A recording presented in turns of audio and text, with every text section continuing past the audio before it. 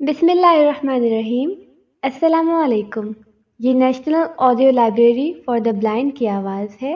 آپ سن رہے ہیں ناول میرے خواب ریزہ ریزہ۔ اس کہانی کی مصنفہ ہیں مہا ملک۔ اس کو آپ کے لیے پڑھا ہے نایاب رشید نے۔ یہ ناول مس ماریہ ضیاء کی کاوشوں سے آپ تک پہنچایا جا رہا ہے۔ ہمارے چینل کو سبسکرائب کریں، ہمارے ویڈیوز کو لائک کریں، شیئر کریں اور کامنٹ کریں۔ شکریہ۔ کتاب کا نام میرے خواب ریزہ ریزہ، مصنفہ مہا ملک، ناشر گل فراز احمد، علم و عرفان پبلیشرز، اردو بازار، لاہور۔ آواز نایاب رشید۔ انتصاب ممتا کے شجرے سایہ دار کے نام، جس کی دعاؤں سے زندگی کا نخل سرسبز و شاداب ہے۔ پیش لفظ میرے خواب ریزہ ریزہ خواتین ڈائجسٹ میں چھپنے والے اس سلسلے وار ناول کو تعریف کے ساتھ ساتھ مسلسل تنقید کا سامنا رہا۔ قارئین کو میری سوچ سے اختلاف تو نہیں تھا، لیکن وہ زینب کے کردار کو قبول نہیں کر پا رہے تھے۔ میں ان قارئین سے کہنا چاہوں گی کہ ہمیں اپنی خوبیوں کے ساتھ ساتھ اپنی خامیوں کو تسلیم کرنے اور ان کا سامنا کرنے کا حوصلہ ہونا چاہیے۔ میرے اس ناول کا موضوع دولت کی ہوس نہیں تھا۔ ساری بات محض اپنے حال سے غیر مطمئن ہونے اور شکر کی نعمت سے محروم ہونے کی ہے۔ جو لوگ اس نعمت سے محروم ہوتے ہیں وہ زمین سے آسمان تک پہنچ کر بھی غیر مطمئن اور محروم رہتے ہیں۔ زینب ہمارے معاشرے کی ہی ایک عام لڑکی ہے جو زمین پر رہ کر ستاروں کے درمیان جیتی ہے۔ زمین سے ستاروں تک کا یہ فاصلہ اس نے اپنے خوش رنگ خوابوں کی راہ گزر پر چل کر طے کیا تھا، لیکن منزل پر پہنچ کر اسے احساس ہوا کہ ہیں کواکب کچھ، نظر آتے ہیں کچھ، دیتے ہیں دھوکا، یہ بازی کر کھلا۔ اور جب منزل پر پہنچ کر رستوں کے غلط ہونے کا انکشاف ہو تو پھر وہی ہوتا ہے جو زینب کے ساتھ ہوا۔ بعض سفر منزل پر پہنچنے کے بعد شروع ہوتے ہیں اور انکشافات کا یہ سلسلہ اذیت ناک بھی ہو سکتا ہے، اس لیے رستوں کا تعین بہت پہلے کر لینا چاہیے۔ میں نے اپنے قارئین سے محض یہی کہنے کی کوشش کی تھی۔ میں اپنے اللہ کی شکر گزار ہوں اور میری خوش قسمتی ہے کہ ناول کے انجام سے کسی کو بھی اختلاف نہ تھا۔ میری دعا ہے کہ جس طرح میں اپنے قارئین کی آرا کو 100% بدلنے میں کامیاب ہوئی، اسی طرح اپنے معاشرے میں موجود زینب جیسی لڑکیوں کی سوچ بھی بدل سکوں۔ ایک قلم کا یہی امتحان ہے اور یہی انعام۔ کسی بھی کتاب کو کامیاب بنانے کے لیے جتنی کوشش رائٹر کو کرنی پڑتی ہے، اتنی ہی کوشش پبلیشر کو کرنی پڑتی ہے۔ پچھلے کچھ عرصہ میں میری کتابیں یہ بلبلیں، یہ تتلیاں جو چلے تو جہاں سے گزر گئے، ایک دیا جلائے رکھنا کے حقوق اشاعت حاصل کرنے کے بعد علم و عرفان پبلیشر نے اس ذمہ داری کو میری توقعات سے زیادہ بہتر طور پر ادا کیا ہے۔ میں امید کرتی ہوں کہ اس کتاب کو پڑھنے کے بعد قارئین میری اس رائے سے اتفاق کریں گے۔ آپ کی دعاؤں کی طالب مہا ملک۔ وہ مئی کی ایک چلچلاتی ہوئی دوپہر تھی۔ کالج سے نکل کر قریبی دکان تک پہنچتے پہنچتے وہ دونوں پسینے سے شرابور ہو گئی تھیں۔ پیاس کی شدت حلق میں کانٹوں کی صورت محسوس ہو رہی تھی۔ توبہ! اس قدر گرمی اور پروفیسر نظامانی کی تیز نوکیلی آواز۔ فارحہ نے ہاتھ میں پکڑی ہوئی کتابیں اور جرنلز کاؤنٹر پر ٹکائے۔ کل ہر حال میں یہ نوٹس ہر لڑکی کے پاس موجود ہونے چاہیے۔ اس نے ساتھ ساتھ پروفیسر نظامانی کی آواز بنا کر نقل بھی اتاری۔ زینب کو ہنسی آ گئی۔ باسط بھائی کہاں ہیں آپ؟ فارحہ نے دکاندار کو آواز لگائی تھی۔ میرے جسم کا سارا پانی ہوا میں تحلیل ہو چکا ہے، اب ماس کی باری ہے۔ ایسا نہ ہو صرف میرے جرنلز ہی اس کاؤنٹر پر رکھے جائیں۔ پردہ ہٹا کر دکان کے اندرونی حصے سے باسط بھائی نکل کر مسکراتے ہوئے ان دونوں کی طرف چلے آئے۔ وہ اکیلے نہیں تھے، ان کے ساتھ کوئی اور بھی تھا۔ باسط بھائی فٹافٹ 2 عدد ٹھنڈی بوتلیں دیں اور یہ کچھ نوٹس فوٹو اسٹیٹ کرنے ہیں۔ پاؤڈر کاپی چاہیے؟ ایک دم فرسٹ کلاس۔ جو صفحہ بھی دھندلا ہوا دوبارہ کاپی کروائیں گے، اس لیے ذرا دھیان اور ایمانداری سے کام کیجیے گا۔ کتنا بولتی ہو فارحہ تم؟ زینب نے ضد ہو کر کہا تھا۔ وہ دراصل اس شخص کی موجودگی کا خیال کر رہی تھی جو اب ایک کرسی پر بیٹھ کر اسے دیکھنے میں مشغول ہو چکا تھا۔ عجیب نگاہیں تھیں، ان میں شناسائی کی چمک بھی تھی नरमी और खलूस भी था, और एक नौजवान हसीन लड़की पर मरकूज होने का दिलचस्प एहसास भी। ऐसे में ज़ैनब को फारिहा की नॉन स्टॉप बोलती पर गुस्सा आने लगा। गर्मी का असर है, वीक सेल भी ताकत पकड़ लेते हैं, ये तो फिर ताकतवर सेल हैं, फारिहा ने उसे समझाया। बासित भाई हंस दिए, अजनबी के लबों पर भी मुस्कुराहट तोड़ गई। बासित भाई, जरा जल्दी काम कर देना, वक्त पर घर ना पहुंचो तो अम्मा बेकल हो जाती हैं। ज़ैनब ने कोल्ड ड्रिंक थामते हुए उन्हें ताकीद की थी। बस 15-20 मिनट का काम है। उन्होंने कागजात पर नजर दौड़ाई। तुम दोनों चाहो तो अंदरूनी हिस्से में बैठ जाओ आराम से। नहीं, यही ठीक है। फारिहा के बोलने से बेशतर ही वो तेजी से बोल गई। फारिहा उसे घूर कर रह गई। वैसे तो वो दोनों ही अक्सर व बेशतर मुख्तलिफ कामों के सिलसिले में यहाँ आती रहती थीं। डिपार्टमेंटल टाइप स्टोर था, फोटोस्टेट मशीन भी थी और साथ पीसीओ भी। दोनों तकरीबन रोजाना ही किसी न किसी काम से चली आती थीं। इस तरह बासित भाई से काफी जान पहचान हो गई थी। यूं भी वो फारिहा के भाई के वाकिफकार थे। दोनों लड़कियों से उनकी काफी बेतकल्लुफी थी। काम ज्यादा होता तो वो दोनों दुकान के अंदरूनी हिस्से में बने हुए पीसीओ में जा बैठती। बासित भाई कागजात फोटोस्टेट करते और वो दोनों आपस में गप्पे लड़ाती। लेकिन आज इस नौवारिद की मौजूदगी में ज़ैनब अंदर जाने से कतरा गई थी। उसकी निगाहों में मौजूद शनासाई की एक नामहसूस दावत उसे मुसलसल बेचैन कर रही थी। फारिहा अपने अजली लाउबालीपन की बिना पर ऐसी छोटी छोटी बातों को बहुत देर से महसूस करती थी। यार एहसन, तुम्हें दूं कोल्ड ड्रिंक? बासित भाई को अचानक ख्याल आया था। यार दो, लेकिन शर्त वही है, अदायगी करूंगा। होंठों पर नर्म मुस्कुराहट सजाकर उसने जवाब दिया था। उसके बोलने का अंदाज बहुत अच्छा था। आवाज नर्म थी और लहजे से उसके सुलझे हुए होने का पता चलता था। ज़ैनब को मजीद घबराहट होने लगी। न जाने जहन क्यों इस अजनबी शख्स की जानिब मतवज्जो था। शायद उसकी मेहरबान निगाहों का असर था। अपनी बोतल खत्म करके वो उठ खड़ा हुआ। अच्छा बासित भाई, फिर होगी मुलाकात, उसने बटवे में से पैसे निकालते हुए कहा। बैठते यार, गपशप रहती। बासित भाई इन लोगों के कागजात खाकी लिफाफे में डाल रहे थे। फिर सही, उसने पैसे उन्हें थमाते हुए मजीद कुछ कहा था, लेकिन आवाज बेहद धीमी थी। ज़ैनब सुन न सकी। वो उनके करीब से गुजर गया। एक बड़ी गहरी अंदर तक उतर जाने वाली निगाह फिर ज़ैनब पर डाली थी। गर्मी से सुर्ख होता चेहरा और सुर्ख हो गया था। बदतमीज, वो जेरे लब बुड़बुड़ा उठी। ये लीजिए। फारिहा हिसाब कर रही थी। ये कॉपी करवाने के और ये बोतलों के। बोतलों की अदायगी हो चुकी है, वो मुस्कुराए। हैं? फारिहा ने हवन्नकपन से उन्हें देखा। किसने की? एहसन ने, अभी जो यहां बैठा था। लेकिन क्यों? हम उसके क्या लगते हैं? ज़ैनब को तैश आ गया। ये तो मुझे नहीं पता, देखो वो खड़ा है। उन्होंने इन दोनों की तवज्जो पीछे की तरफ दिलाई। दोनों ने साथ मुड़कर देखा था। वो दुकान से कदरे फासले पर खड़ी अपनी बाइक स्टार्ट करने की कोशिश कर रहा था। फारिहा दुकान से उतरकर लपकती हुई उसके करीब पहुंची। ज़ैनब भी उसके पीछे दौड़ी। ए मिस्टर, फारिहा ने बड़े रौब से उसे मुखातिब किया था। ये क्या बदतमीजी है? जी, उसने मुड़कर देखा और मुस्कुरा दिया। मुझे एहसन कहते हैं, एहसन अयाज। कहते होंगे, वो झुंझलाई। ये बताइए, इस मान ना मान मैं तेरा मेहमान वाली हरकत का क्या मकसद है? आप कुछ गलत कह गई। वो धीरे से हंसा। ये मान ना मान मैं तेरा मेजबान वाली हरकत है। बात वो फारिहा से कर रहा था, लेकिन उसकी निगाहों के हिसार में ज़ैनब थी। फारिहा इस बात से और तप गई। मुझसे बात कीजिए, किस सिलसिले में कोल्ड ड्रिंक्स की पेमेंट की गई है?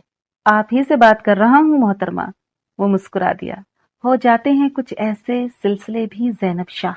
आखिर में उसने ज़ैनब के सीने से लगे जर्नल पर जली हरूफ से लिखा गया उसका नाम ज़ेरे लब पढ़ा था। मैं कहती हूँ, आप शराफत से अपने पैसे वापस ले लें, वरना संगीन नताइज भुगतने पड़ेंगे। फारिहा का गुस्से से हशर बुरा हो गया, जबकि वो इस संगीन नताइज वाली धमकी पर बेसाख्ता हंस दिया था। अब तो मैं दे चुका हूँ, वापस लेकर क्या करूंगा? उसने बाइक को फिर किक लगाई थी। मोटरसाइकिल बनवा लीजिएगा अपनी, फारिहा तनसन बोली। मशवरे का शुक्रिया, मैं पैसों की नहीं दिल की बात कर रहा था। बाइक स्टार्ट हो गई थी। वो जूं की एक जोरदार आवाज के साथ चलता बना। बदतमीज, बेहुदा, आवारा, फारिहा ने दांत पीसे। कमीना कहीं का। ज़ैनब ने भी साथ दिया। आया बड़ा दिल वाला। वो दोनों बुड़बुड़ाती हुई वापस दुकान पर पहुंची। बासित भाई, कौन था ये? एहसन नाम है इसका, अक्सर आता जाता रहता है, अच्छा लड़का है। लोफर है एक नंबर का। जैनब को उसकी निगाहें याद आईं। ये पैसे रखें बासित भाई। फारिहा ने काउंटर पर रुपए पटखे। अब आए तो उसके मुंह पर मारिएगा। हम इस तरह ऐरों गैरों के पैसों से खाने वाली लड़कियां नहीं हैं। समझा क्या उस कमीने ने? अरे फारिहा, तुम तो बहुत नाराज हो गई। बासित भाई शर्मिंदा हुए। ठीक कह रही है फारिहा, जैनब रुखाई से बोली थी। आपको भी इससे इस तरह पैसे नहीं लेने चाहिए थे। सॉरी भाई, वैसे मामला इतना भी सीरियस होने वाला नहीं है। वो बेहद शर्मिंदा हो रहे थे। दोनों दुकान से निकल आईं। बस स्टॉप तक वही बदतमीज नौजवान जेरे बहस रहा था। फिर दोनों एक दूसरे को अलविदा कहकर अपने अपने रस्तों को हो ली। शाम को उसकी आंख कदरे देर से खुली थी। लेटे लेटे उसने नजर उठाकर घड़ी की सिमत देखा। सुइयां 6 बजने का ऐलान कर रही थीं। खिड़की पर लटके पर्दे भी धूप उतर जाने के बाइस बुझे बुझे से लग रहे थे। हैरत है, उसने सोचा, अम्मा ने आज उठाया नहीं, वरना तो वो 5 बजने का इंतजार भी बड़ी मुश्किलों से करती हैं और उनके चक्कर लगने शुरू हो जाते हैं। फिर उसका ध्यान बाहर से आती बातों की आवाजों पर गया। अम्मा किसी खातून से महवे गुफ्तगू थी। नसरीन खाला, उसने खातून की आवाज पहचानी। Oh no, not again. वो उठकर कमरे के दरवाजे तक चली आई। मैं तो कहती हूँ छोटी बेगम, बस हाँ कहो और लड़की को घर का करने की तैयारियां पकड़ो। इससे बेहतर रिश्ता अब नहीं मिलने का। 4,500 माहवार कमाता है लड़का। 4,500 रुपए माहवार? जैनब ने मसनूई हैरत से भवें उचकाई। ओ मेरे खुदा, इतने सारे रुपए खर्च कैसे होते होंगे? लेकिन नसरीन, 6 जवान कंवारी बहनें, फिर माँ बाप हयात, ये भी तो सोचो। अम्मा कदरे तरद्दुद से कह रही थी। इतनी जिम्मेदारियां भी तो हैं उसके कांधे पर। बीवी के लिए क्या बचाएगा और क्या खिलाई पहनाएगा? अरे छोटी बेगम, हर लड़की अपना नसीब खुद लेकर जाती है ससुराल।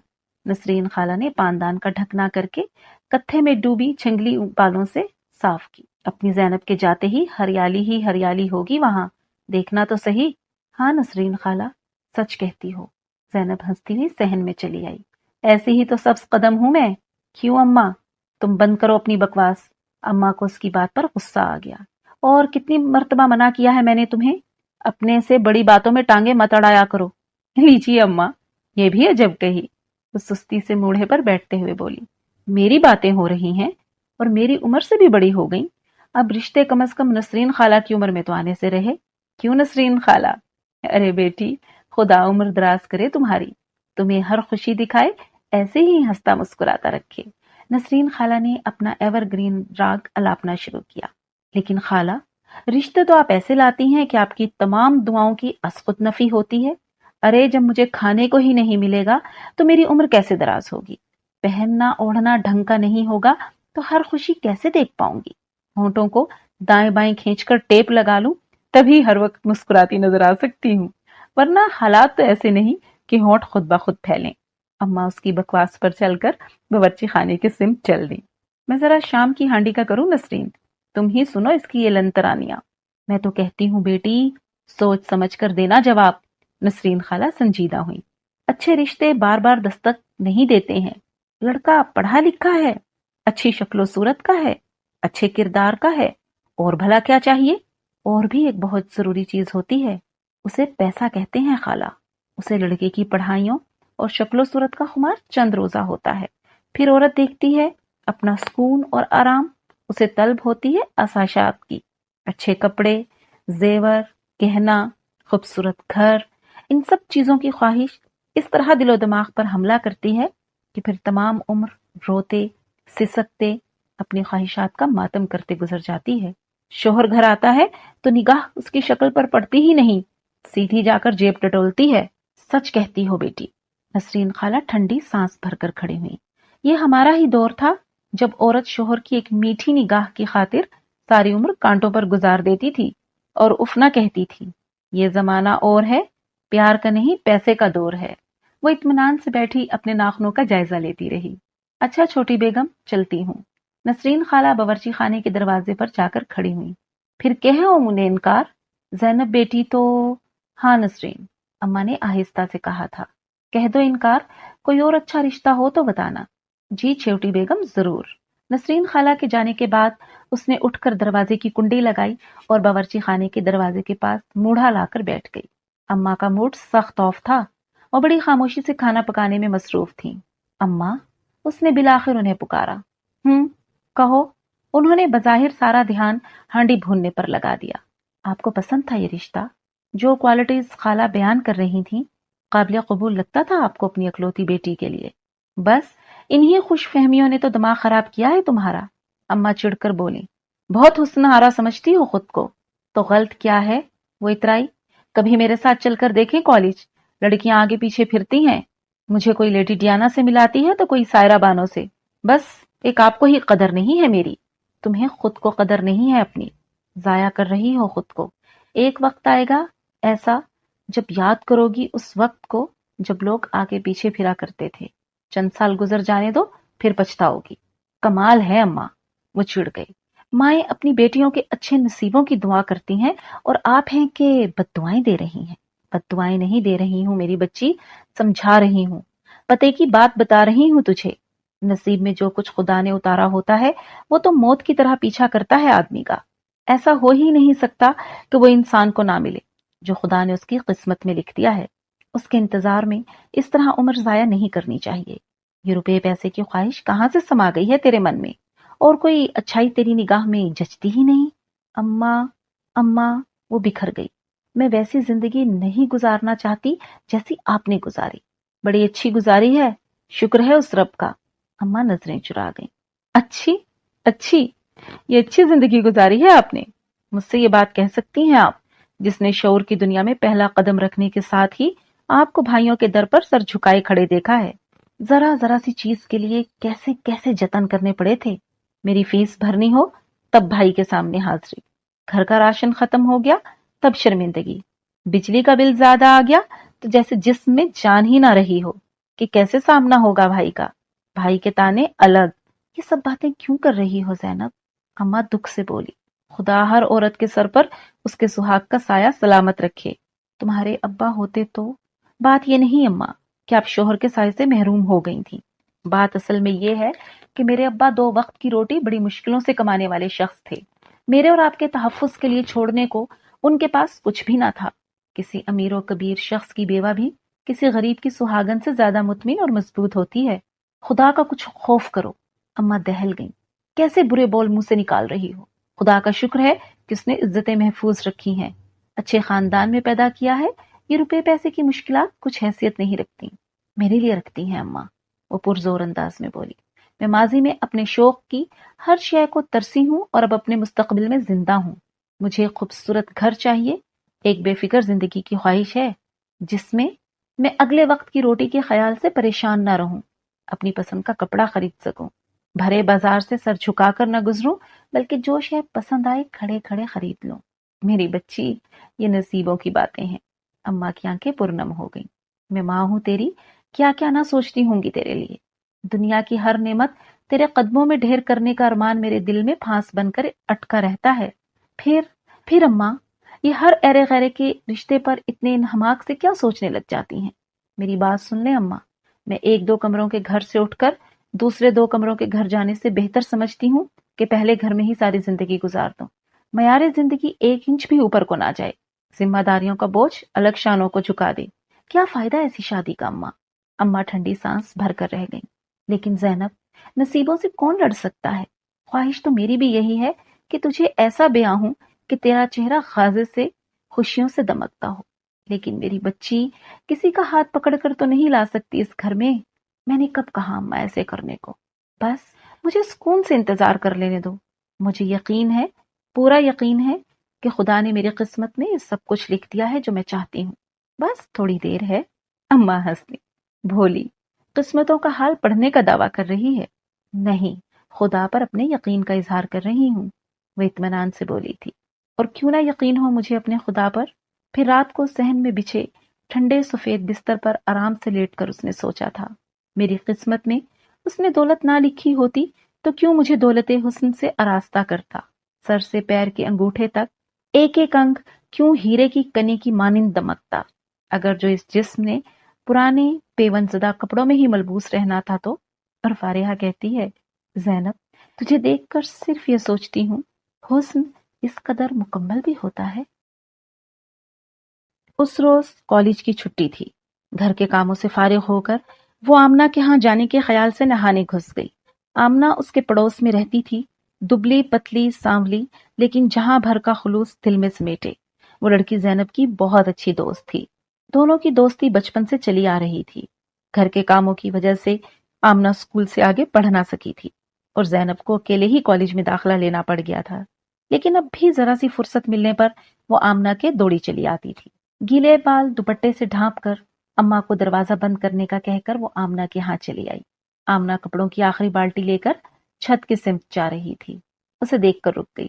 ملکہ عالیہ کو آ گیا دھیان، پورے 15 دن بعد آئی ہو۔ اس نے بالٹی پہلی سیڑھی پر رکھ کر مصنوعی خفگی کا اظہار کیا۔ جتنا تمہارا گھر میرے گھر سے دور ہے، اتنا ہی میرا گھر بھی تمہارے گھر سے دور ہے۔ آنسا آمنہ پروین، وہ مسکراتی ہوئی اندر چلی گئی۔ دھل گئے کپڑے؟ یہ بھی باقی ہیں۔ وہ اس کے قریب آ کر بیٹھی تو زینب نے دریافت کیا۔ دھل گئے، اس نے سانس بھرا۔ صبح 6 بجے سے مشین لگائی تھی، اب 11 بج رہے ہیں۔ 6 بجے؟ زینب نے حیرت سے کہا۔ کھانا پھر خالہ نے بنایا ہے؟ نہیں، کھانا بھی میں نے ہی بنایا ہے، صفائی بھی کی۔ توبہ ہے آمنہ، اتنا کام کیسے کر لیتی ہو؟ اس نے حیرت سے آنکھیں پھیلائیں۔ مجھے دیکھو، 8 بجے اٹھی تھی، تھوڑے سے برتن دھوئے اور 2 یا 3 روٹیاں پکائیں، پھر بھی تھک سی گئی ہوں۔ آمنہ کو ہنسی آ گئی۔ تم تو بہن نوابزادی ہو، اماں نے شہزادیوں کی طرح پالا ہے تمہیں۔ ہمارے ہاں ایسا کوئی دستور نہیں ہے، یہاں الف سے یہ تک ہر کام کرنا پڑتا ہے، وقت نکالنا پڑتا ہے، چاہے صبح کے 4 بجے ہی کیوں نہ اٹھنا پڑ جائے۔ زینب تعصف بھری نظروں سے اسے دیکھنے لگی۔ دبلی پتلی سی آمنہ پر اسے ترس آنے لگا۔ اس نے واقعی اسے بے حد پیار سے پالا تھا۔ خواہ وہ سارا دن کام میں جٹی رہتی، اسے نہیں اٹھاتی تھیں۔ وہ گھر کے کاموں سے بے نیاز محض اپنے ذاتی کاموں میں لگی رہتی۔ کبھی کالج کے لیے یونیفارم استری کرتی، کپڑوں کو کلف لگا کر گھنٹہ گھنٹہ بھر استری کرتی رہتی، بالوں کو خوبصورت بنانے کے ٹوٹکے آزماتی، کبھی ناخن صاف کر کے کیوٹیکس سے سجانے میں پورا پہر نکال دیتی، کبھی اپنی پرانی ڈائریاں نکال کر شعر منتخب کرتی رہتی۔ گھر کے کاموں سے اسے کبھی بھی دلچسپی محسوس نہ ہوئی۔ اماں کر ہی لیتی تھیں سب کچھ، سودا سلف تک لے آتی تھیں، فارغ وقت میں بیٹھ کر سبزی بنا لیتی تھیں۔ وہ کالج میں ہوتی تو پیچھے سے گھر کا تمام کام نپٹا لیتی، اسے گھر آ کر ہاتھ ہلانے کی زحمت بھی نہیں کرنی پڑتی تھی۔ کھانا تک اماں ہی نکال کر دیتی تھیں۔ وہ اماں کی خوشیوں کا مرکز تھی، ان کی ہر تمنا کا عنوان تھی، ان کی ساری عمر کا حاصل تھی۔ کن خیالوں میں کھوئی ہوئی ہو؟ آمنہ کی آواز نے اسے چونکا دیا۔ کچھ بھی نہیں، میں سوچ رہی تھی کہ تم کتنی سلیقہ مند ہو۔ ایک میں ہوں پھوڑ، بد سلیقہ۔ فکر نہ کرو، سسرال جاؤ گی تو ہر کام کرنا آ جائے گا۔ آمنہ دھلے کپڑوں کی تہ لگانے لگی۔ نا بابا نا، اس نے کانوں کو ہاتھ لگائے۔ بد دعائیں تو نہ دو، دعا کرو ایسا سسرال ملے کہ وہاں جا کر باقی کے کام کرنا بھی بھول جاؤں۔ کچھ کرنے کی ہو تو محض عیش۔ آمنہ ہنستی۔ بڑے اونچے خیالات ہیں بھائی۔ ہاں آمنہ، اس نے گہرا سانس بھرا۔ اور کچھ نہیں تو کم از کم آدمی کے خیالات تو اونچے ہوں، اور کچھ کیوں نہیں؟ آمنہ نے شوخی سے اسے گھورا۔ اتنی خوبصورت ہو، مل ہی جائے گا تمہیں تمہارے خوابوں کا شیش محل۔ یہ تو ہم جیسے عام شکل و صورت والے لوگ ہیں جنہیں جہاں ہو جیسا ہو کی شرائط پر آئے رشتے قبول کرنے پڑتے ہیں۔ کہتی تو فارحہ بھی یہی ہے۔ زینب مسکرا دی۔ کیا کہتی ہے فارحہ؟ کہتی ہے زینب، کسی ایوریج سے رشتے پر سر ہلا دینے کی بے وقوفی کبھی مت کرنا۔ خدا نے تجھے اتنا حسن دیا ہے، تیرے مقدر کا محل بھی بنایا ہوگا۔ ٹھیک کہتی ہے نا آمنہ وہ؟ نہیں زینب، آمنہ سنجیدہ ہو گئی، غلط کہتی ہے۔ میری ایک بات پلو سے باندھ لو، طبیعت میں کبھی بھی ہوس اور مادہ پرستی پیدا مت ہونے دینا، کیونکہ ایک مرتبہ نفس ہاتھ سے نکل جائے تو پھر آدمی محل تو کیا پوری دنیا پا کر بھی مطمئن نہیں ہو پاتا۔ نفس کو ہمیشہ اپنے قابو میں رکھنا چاہیے۔ قناعت پسندی بڑی نعمت ہے، بڑا پرسکون رکھتی ہے انسان کو، ورنہ تو دنیا پا کر بھی انسان چاند ستاروں کی تمنا کرنے لگتا ہے۔ یاد رکھو زینب، خدا نے چیزوں کی تقسیم بڑے انصاف سے کی ہے۔ تمہیں حسن کی دولت سے نوازا ہے تو کہیں کسی کو دوسری نعمتیں عطا کی ہیں، کسی کو کچھ نہیں دیا تو قناعت پسندی اور شکر گزاری کی عظیم نعمتوں سے آراستہ کر دیا، تاکہ کسی شے کی طلب دل میں پھانس کی مانند اٹکی نہ رہے۔ ضروری نہیں کہ ہر حسین عورت کے مقدر میں خدا نے ایک عالیشان محل بھی لکھا ہو۔ زینب چند لمحوں کے لیے خاموش ہو گئی تھی۔ ہاں آمنہ، پھر وہ بولی، تمہاری باتیں دل کو لگتی ہیں، لیکن ان خوابوں سے پیچھا کیسے چھڑایا جائے؟ یہ تو وہ ضدی بچے ہیں جو اگر ایک مرتبہ ضد پر آ جائیں تو پھر کسی نہ کسی طرح انہیں بہلانا ہی پڑتا ہے۔ اپنی نیندیں، اپنی ساری امیدیں کھلونوں کی صورت انہیں دینی ہی پڑتی ہیں۔ یہ خواب نہیں سراب ہوتے ہیں زینب، ان کے دھوکے میں کبھی مت رہنا۔ یہ مسافروں کو کہیں کا نہیں چھوڑتے، نہ منزل پر پہنچنے دیتے ہیں اور نہ ہی پیاس بجھاتے ہیں۔ خوابوں کے ان صحراؤں میں امیدوں اور تمناؤں کی لاشیں بڑی سسکتی رہتی ہیں۔ زینب سر جھٹک کر کھڑی ہوئی تھی۔ میں چلتی ہوں آمنہ۔ بیٹھو زینب، کھانا تیار ہے، کھا کر جانا۔ آمنہ نے بڑے خلوص سے اس کا ہاتھ تھاما۔ نہیں، کھانا تو اماں نے تیار کر لیا ہوگا، میرا انتظار کر رہی ہوں گی۔ وہ آہستہ سے ہاتھ چھڑا کر باہر نکل گئی تھی۔ گرمی سے وہ سخت بیزار ہوا کرتی تھی۔ سخت حبس اور آگ برساتے سورج کی موجودگی میں گھر سے نکلنے کا تصور اسے بھیانک لگتا تھا۔ گھر آتے ہی سب سے پہلا کام وہ چہرے پر کوئی چیز لگانے کا کرتی تھی۔ اپنی سفید بے داغ جلد اسے بے حد پیاری تھی۔ کالج کی مجبوری نہ ہوتی تو وہ کبھی ایسے حسن کے دشمن موسم میں باہر نہ نکلتی، لیکن کالج ابھی گرمیوں کی چھٹیوں کے سلسلے میں بند نہ ہوئے تھے اور ٹیچر زور و شور سے پڑھائی کروا رہی تھیں۔ اس دن بھی وہ کالج سے لوٹتے ہی حسن کی نگہداشت میں مشغول ہو گئی تھی۔ زینب، وہ بیسن سے چہرہ صاف کر رہی تھی، اماں وہیں واش بیسن کے پاس چلی آئیں۔ جی اماں، آتی ہوں، ابھی کھانا نکالیں۔ کھانا تو میں نے نکال ہی لیا ہے، وہ میں کہہ رہی تھی کہ اب پڑھ کر سو مت جانا، کوئی ڈھنگ کے کپڑے نکال کر استری کر لینا، پھر سونا۔ کیوں؟ وہ منہ پر پانی کے چھپاکے مارنے لگی۔ کہیں جانا ہے کیا؟ جانا نہیں ہے، شام کو کوئی آئے گا، وہ کہہ کر مڑ گئی تھی۔ زینب کے کان کھڑے ہو گئے، وہ تولیے سے ہولے ہولے چہرہ تھپکتے ہوئے سوچنے لگی۔ یہ مبہم انداز تو اماں اسی وقت اپناتی ہیں جب کسی رشتے وغیرہ کا چکر ہو، صاف کہتے بھی نہیں پر چھپاتے بھی نہیں کی تفسیر بن جاتی ہیں۔ کون لوگ ہیں؟ یقیناً نسرین خالہ اماں سے ضد کر کے ہی ان لوگوں کو لا رہی ہوں گی۔ 6 کنواری بہنیں، ماں باپ حیات اور 4000 روپے ماہوار۔ یا خدا، میری ماں کو عقل سلیم عطا فرما۔ وہ پریشان سا چہرہ بنا کر کمرے میں بچھے دسترخوان پر آ بیٹھی تھی۔ بھنڈیاں بنائی ہیں مسالہ بھر کر، پسندیدہ ڈش تمہاری۔ اماں نے اس کا چہرہ دیکھا۔ جی، وہ چپ چاپ لقمے لینے لگی۔ وہ باسط آیا تھا صبح۔ اماں اس کی خاموشی محسوس کر کے بول پڑیں۔ باسط؟ اس نے سوالیہ نظریں اٹھائیں۔ ہاں، وہی لڑکا، تمہاری دوست فارحہ کا عزیز، جس کی دکان ہے تمہارے کالج کے قریب۔ باسط بھائی؟ اسے حد درجہ حیرت ہوئی۔ کیوں؟ وہ کیوں آئے تھے؟ وہ کسی رشتے کا ذکر کر رہا تھا تمہارے لیے، کوئی خاتون آئیں گی شام کو، اماں کہہ کر باہر چلی گئیں، جبکہ وہ لقمہ ہاتھ میں پکڑے گہری سوچ میں گم ہو گئی۔ باسط بھائی سے اس کی تھوڑی بہت جان پہچان ضرور تھی، لیکن ایسا بھی نہیں تھا کہ وہ یوں کسی خاتون کو لے کر اس کے گھر آ دھمکتے۔ کئی مرتبہ ایسا ہوا تھا کہ وہ اور فارحہ نوٹس یا کوئی کتاب وغیرہ ان کی دکان پر چھوڑ آتی تھیں اور شام کو گھر پہنچا گئے تھے، لیکن اس سے آگے تو کسی قسم کی کوئی بے تکلفی نہ تھی۔ اور فارحہ؟ اس نے سوچا، فارحہ کے علم میں یہ بات ہوتی تو وہ ضرور کالج میں مجھ سے ڈسکس کرتی۔ اس کا مطلب ہے باسط بھائی نے اس سے ذکر نہیں کیا۔ اگر ان کے علم میں ایسا کوئی رشتہ ہے تو انہوں نے فارحہ کے لیے کیوں نہ سوچا؟ میرے لیے ہی کیوں؟ تب اچانک ہی اس کے ذہن میں جھماکا سا ہوا۔ 2 مہربان، شناسا، دل تک اترتی آنکھیں اس کے تصور میں در آئیں۔ کہیں وہ اجنبی، کیا نام تھا بھلا سا اس کا؟ ایک مسکراتا چہرہ اس کے تصور میں گردش کرنے لگا، لیکن نہیں، پھر اس نے سر جھٹک دیا۔ میں بلا وجہ خوش فہمیوں کا شکار ہو رہی ہوں۔ کوئی اجنبی بھلا ایک ادھوری سی ملاقات میں کیوں میرے لیے رشتہ بھیجنے لگا؟ خیر، دیکھا جائے گا۔